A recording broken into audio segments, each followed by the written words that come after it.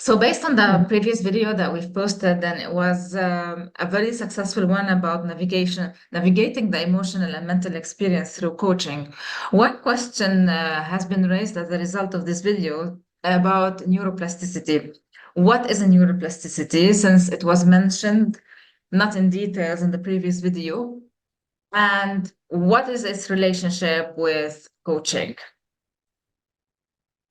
I think that's an important term to clarify because not everyone is familiar with it. Simply put, neuroplasticity is that our brains are resilient and adaptable, and we are able to continue learning as long as we're alive. That's what it means. Our brains are receptive. New connections can be formed within the brain, and when we create new neural pathways, it means you're sort of reinforcing new learning. If you can continue to learn throughout your life, and your brain is able to form new neural pathways based on the new learnings, the new habits. And learning is not only cognitive, learning is also skills. So we can learn a whole lot of different things. That means coaching is extremely important. You may not be able to change your personality. You may not be able to change the way you look, at least not by willing it. You can do it by surgery.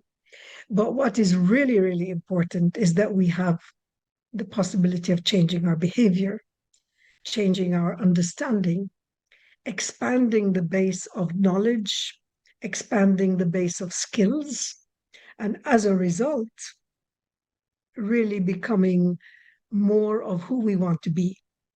So, again, to summarize it, neuroplasticity allows us to continue learning throughout our lives and to expand our knowledge and capability to realize our full potential. Coaching facilitates the process. When you have a good coach that gives you ways of developing capabilities, mental, physical, emotional, spiritual, you are well on the path to realize your full potential. And that's the value of having a good coach and the knowledge that you are able to do it, the knowledge that our brains allow us to continue growing. Just like if we exercise our bodies physically, we continue to be more physically fit than if we don't exercise. Mental agility also requires exercise. And the more you exercise it, the more it gives you, the more fruits it produces. If we're talking about, I mean, a metaphor, because as soon as you stop exercising physically, your muscles would have no motivation to grow.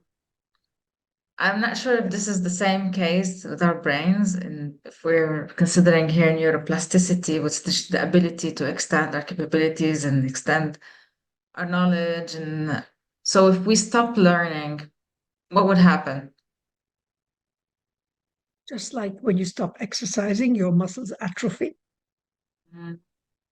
When you've seen people who are paralyzed on one side of their body, let's say on their arm, you see that the paralyzed arm becomes much smaller. And the same thing happens with your brain. You get stuck in the same old habits because those neural pathways that were established earlier on in life are the ones that are existing. Nothing new is happening, nothing new is changing. So your view of the world and your ability to learn and remain mentally agile deteriorates, just like your muscles deteriorate when you don't exercise them.